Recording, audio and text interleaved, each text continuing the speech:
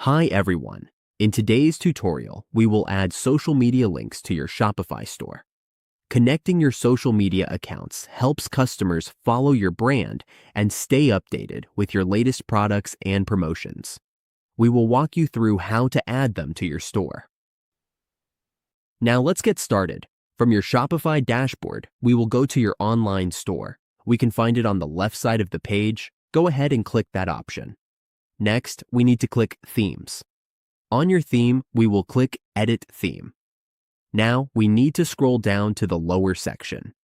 Here, we can see a section for social media icons. Go ahead and click on it.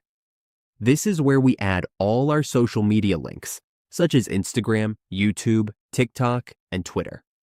We just need to enter each URL, Instagram, YouTube, TikTok, and Twitter, right here.